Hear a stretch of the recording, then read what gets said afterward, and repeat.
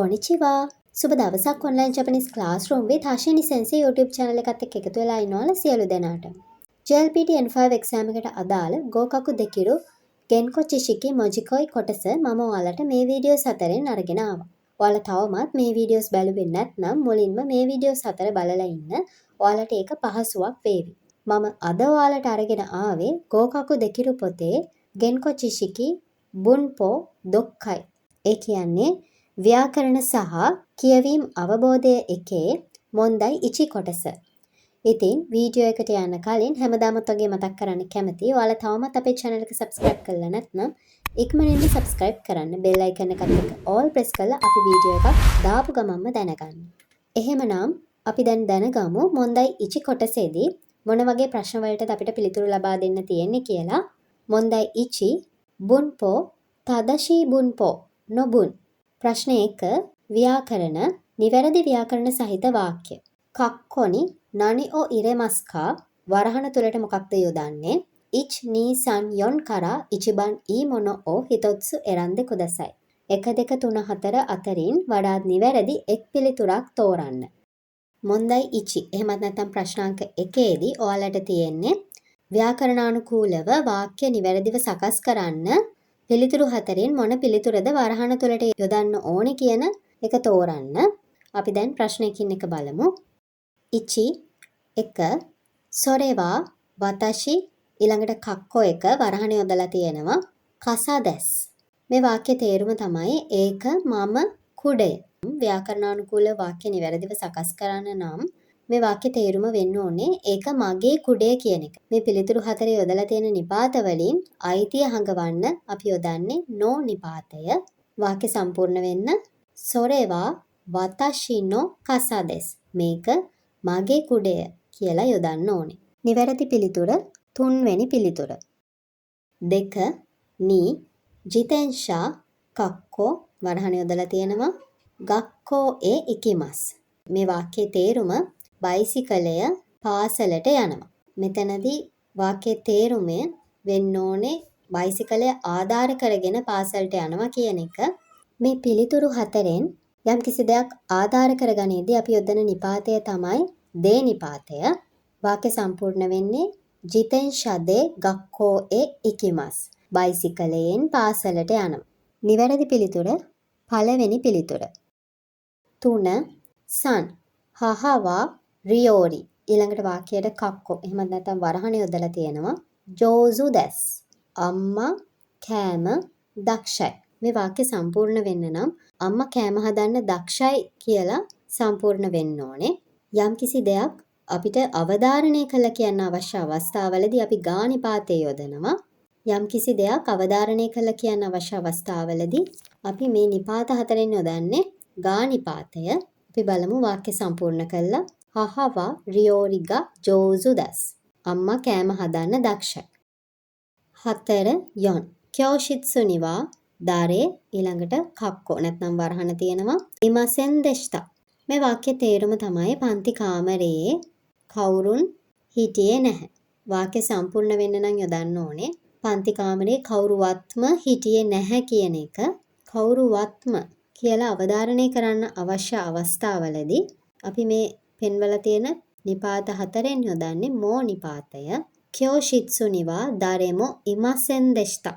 පන්ති කාමරයේ කවුරුවත්ම හිටියේ නැහැ. මෝ නිපාතය තමයි නිවැරදි පිළිතුර.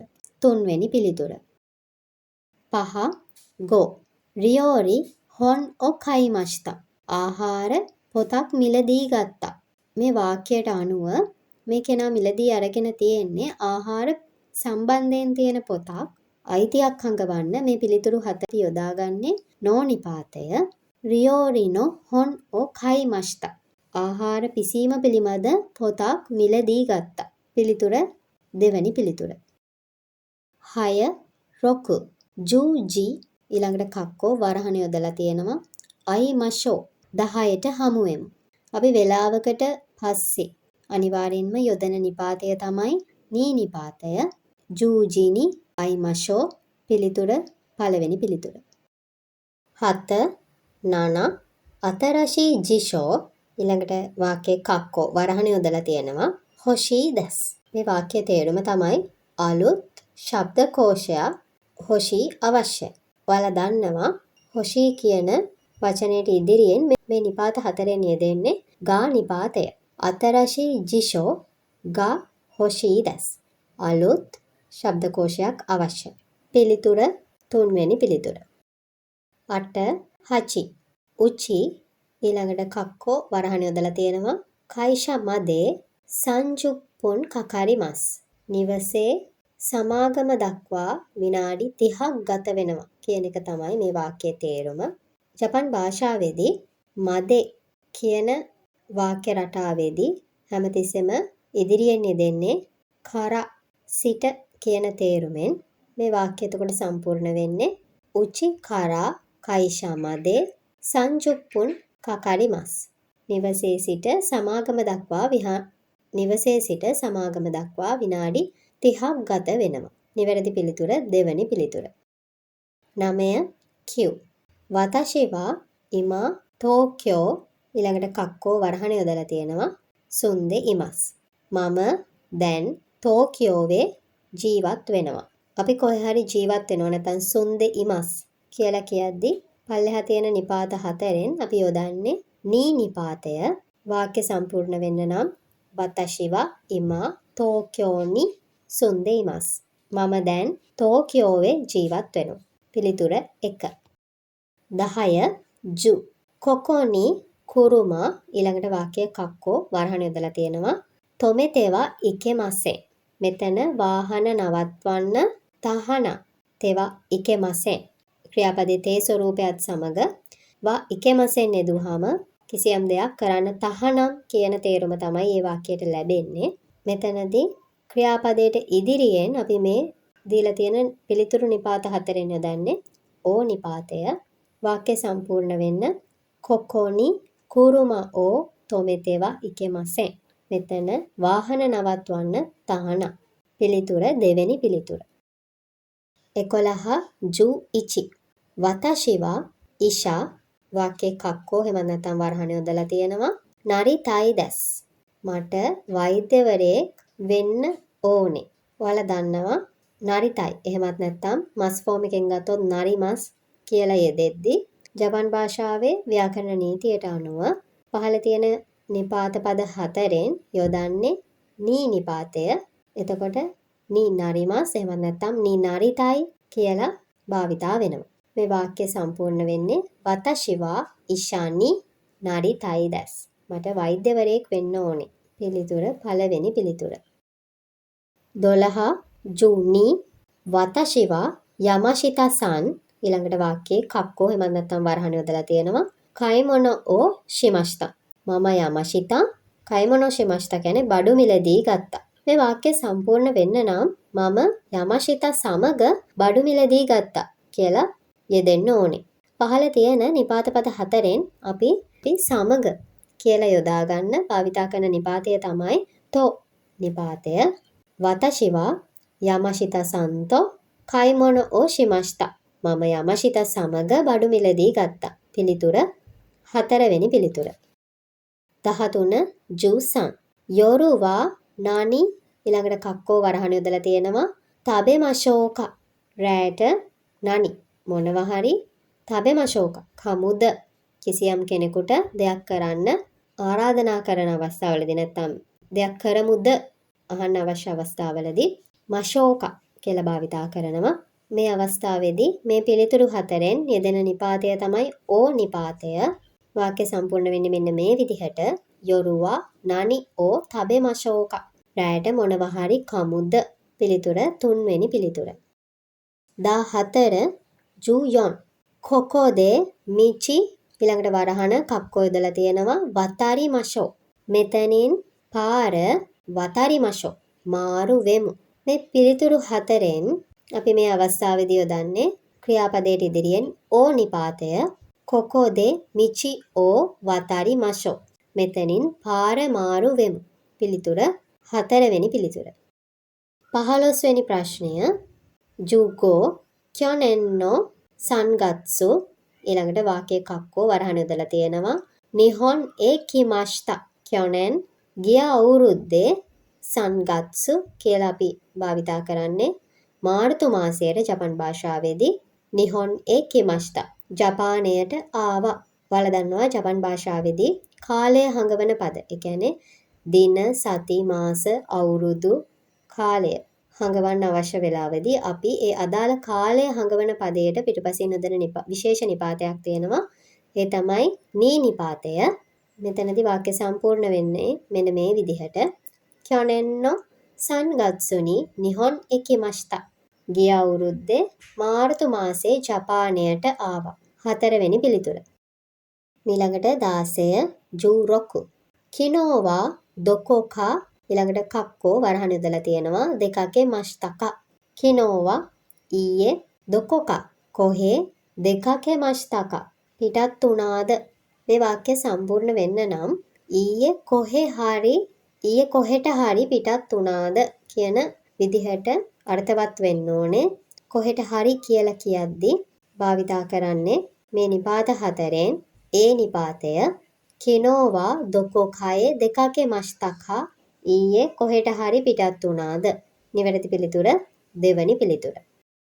17 වෙනි ප්‍රශ්නය ජූ9 ඔනකගා ඊළඟට කක්කෝ වරහන් යොදලා තියෙනවා.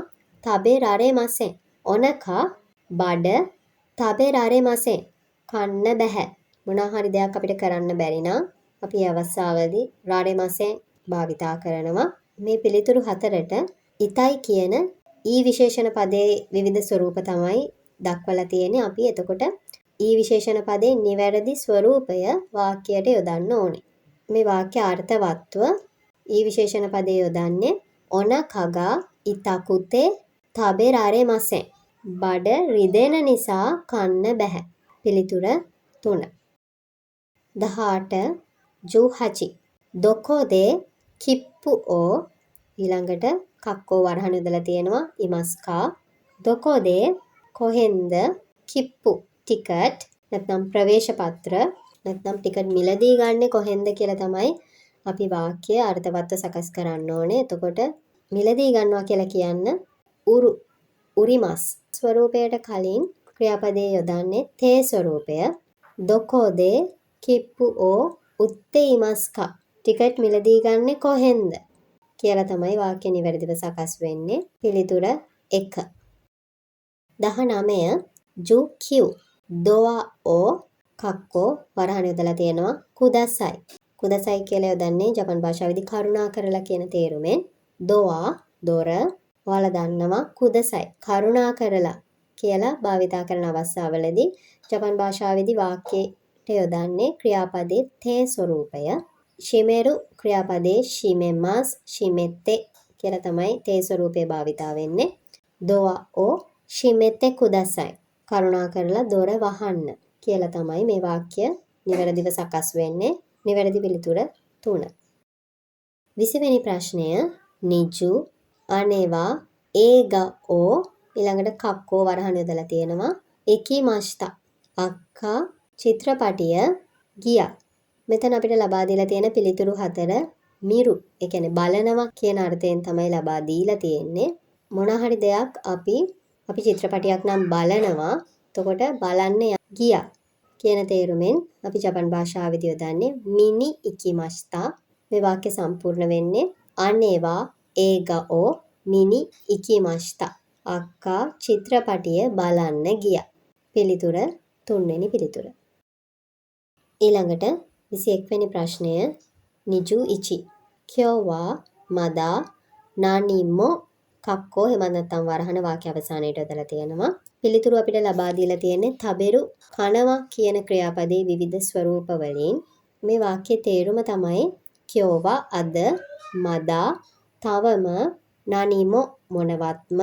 ඔයාලා දන්නවා නානිමෝ යෙදුනම වාක්‍ය නැත අර්ථයෙන් තමයි යෙදෙන්නේ. මේ වාක්‍ය සම්පූර්ණ වෙන්න නම් කියෝවා මදා නානිමෝ තබෙතේ ඉමසෙන් අද තවම මොනවත්ම කාලා නැහැ කියලා තමයි වාක්‍ය නිවැරදි වෙන්නේ. නිවැරදි පිළිතුර 4 වෙනි පිළිතුර.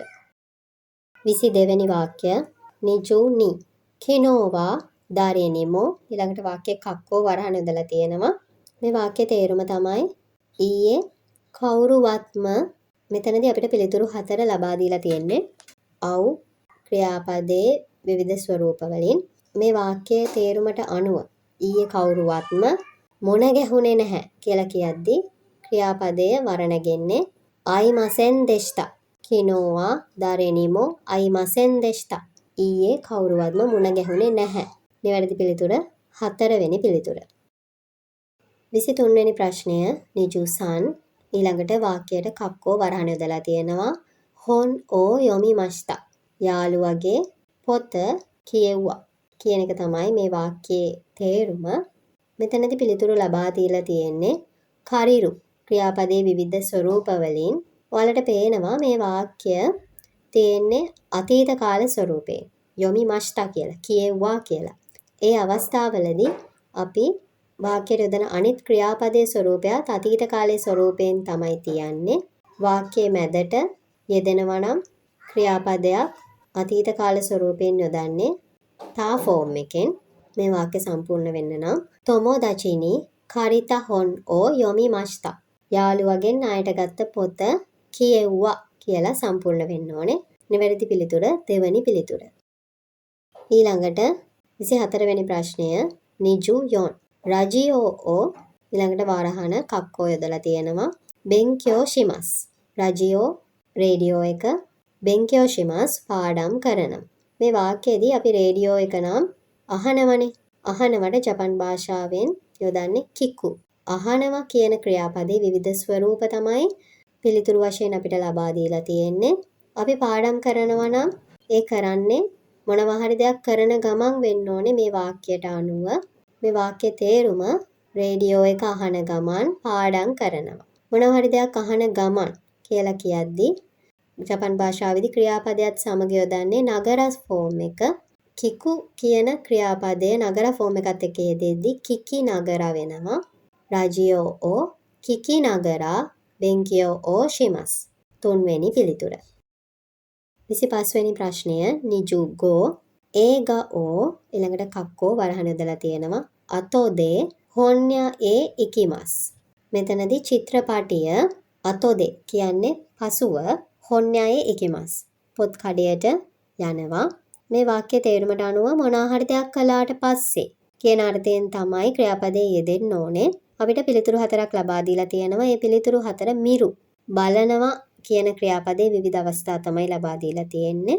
අතෝදේ කියන වාක්‍ය රටාවත් එක්ක ක්‍රියාපදයක් යෙදෙනවා නම් අතෝදේ වලට පෙර අතෝදේ වලට කලින් යෙදෙන්නේ ක්‍රියාපදයේ තා ස්වරූපය, තා ෆෝම් එක.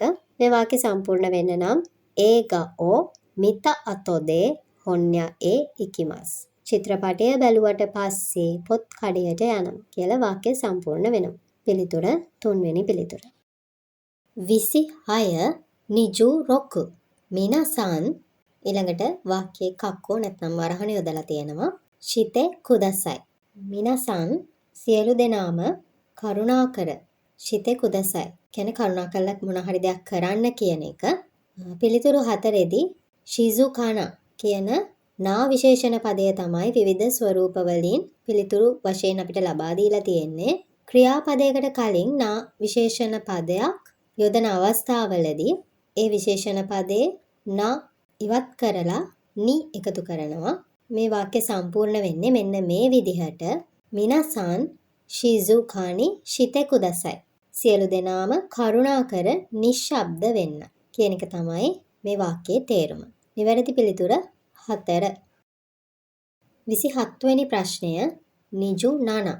සුමිසු සන්නෝ හේවා අමාරි ඊළඟට වාක්‍යයේ කක්කෝ වරහන යොදලා තියෙනවා. දෙස්.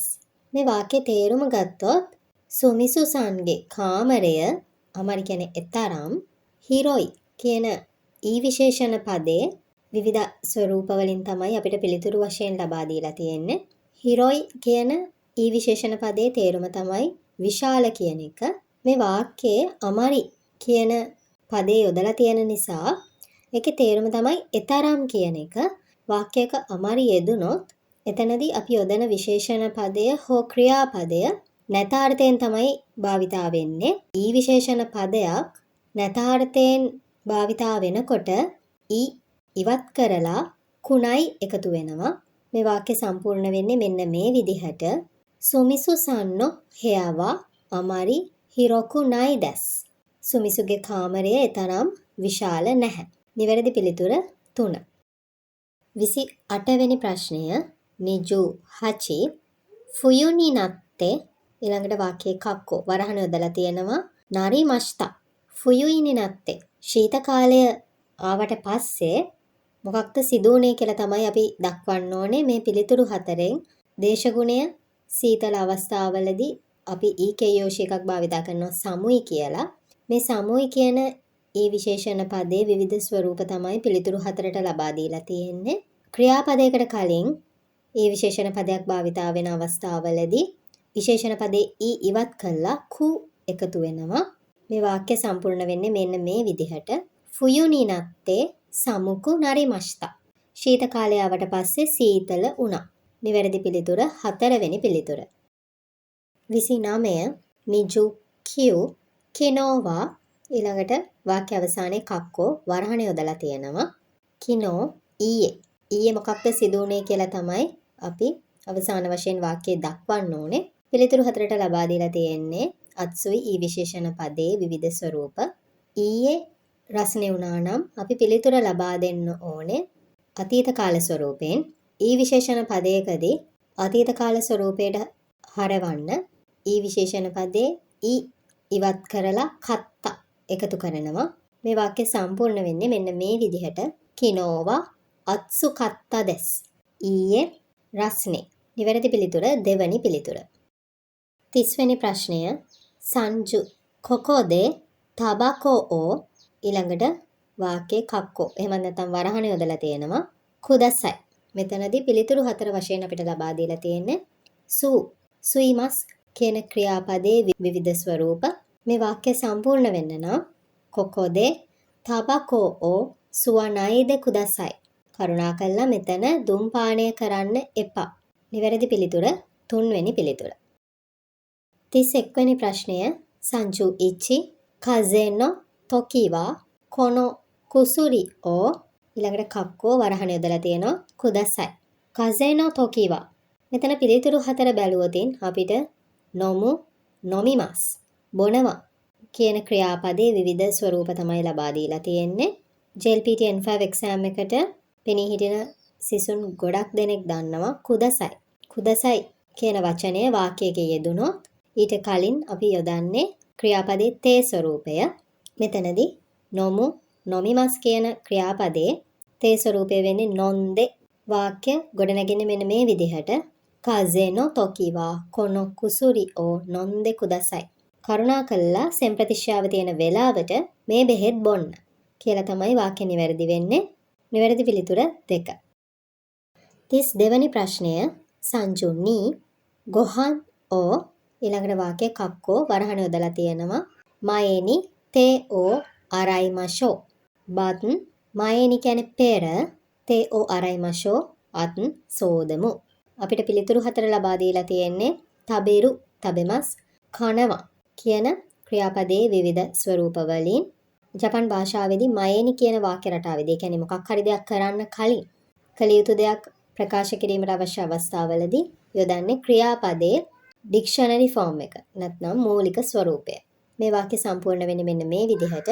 ගොහන් ඕ තබෙරු මයේනි තේ ඕ අරයිමෂෝ. බත් කන්න කලින් අත් සෝදමු. නිවැරදි පිළිතුර දෙවනි පිළිතුර. 33 වෙනි ප්‍රශ්නය සංජු සන් අරේවා බියෝ ඉන් ඒ ඊළඟට වාක්‍යයේ කක්කෝ වරහණ යොදලා තියෙනවා බසු දෙස්කා. අරක රෝහලට බසු දෙස්කා බස් එකද. පිළිතුරු හතර දිහා හොඳින් බැලුවොතින් අපිට ඉකිමස් යනවා කියන තේරුමෙන් එන ක්‍රියාපදයේ විවිධ ස්වරූප තමයි ලබා දීලා තියෙන්නේ. මේ වාක්‍යයට අනුව අපිට මෙතනදී අරක රෝහලට යන බස් එකද කියලා ක්‍රියාපදය අවධාරණය කරලා අහන්න අවශ්‍ය අවස්ථාවලදී අපි යොදාගන්නේ ඒ ක්‍රියාපදයේ ඩික්ෂනරි ෆෝම් එක නැත්නම් මූලික ස්වරූපය. මේ වාක්‍ය සම්පූර්ණ වෙන්නේ අරේවා බියෝ ඉන් ඒ ඉක්කු බසු දෙස්කා. අරක රෝහලට යන බස් එකද. නිවැරදි පිළිතුර 3 වෙනි පිළිතුර. අපි දැන් මේ අද වීඩියෝ එකේ අවසාන ප්‍රශ්නයට තමයි යොමු වෙන්නේ. 34 වෙනි ප්‍රශ්නය සංජු යොන් තොෂෝකන්නි ඊළඟට වාක්‍යයේ කක්කෝ නැත්නම් වරහණ යොදලා තියෙනවා හොන් ඕ කාරිමස්. පුස්තකාලයට හොන් ඕ කාරිමස් පොතක් ණයට ගන්නවා. අපිට පිළිතුරු වශයෙන් ලබා දීලා තියෙන්නේ කලින් වගේම ඉකිමස් යනවා කියන ක්‍රියාපදයේ විවිධ ස්වරූප වලින් මේ වාක්‍ය සම්පූර්ණ වෙන්න නම් මේ ක්‍රියාපදයේ යෙදෙන්න ඕනේ තොෂෝකන්නි පුස්තකාලයට ගිහිල්ලා පොතක් ණයට ගන්නවා කියලා. එතකොට අපි ගිහිල්ලා කියලා ක්‍රියාපදේ සම්බන්ධ කරන්නේ වාක්‍යයට ක්‍රියාපදයේ තේ ස්වරූපයෙන්. මෙන්න මේ විදිහට තමයි වාක්‍ය නිවැරදි වෙන්නේ. තොෂෝකන්නි ඉත්තේ හොන් ඕ කාරිමස්. පුස්තකාලයට ගිහිල්ලා පොතක් ණයට ගන්නවා. නිවැරදි පිළිතුර 3 වෙනි පිළිතුර. මම අද ඔයාලට අරගෙන ආව ගෙන්කෝ චිෂිකි බුන්පෝ දොක්කයි මොන්දයි ඉචි කොටසේ පිළිතුරු ලබා දෙන විදිහ ඔයාලට පැහැදිලි වෙන්න ඇති කියලා හිතනවා. ඔයාලට මේ වීඩියෝ එක වැදගත් වුණා නම් තවත් ජපන් භාෂාව ඉගෙන ගන්න ඔයාලගේ යාළුවොත් එක්ක ෂෙයා කරගන්න අමතක කරන්න එපා. අපි තවත් අලුත් වීඩියෝ එකකින් ආයෙත් මුණ ගැහෙමු. ජාමතා අයිමාෂෝ සයනරා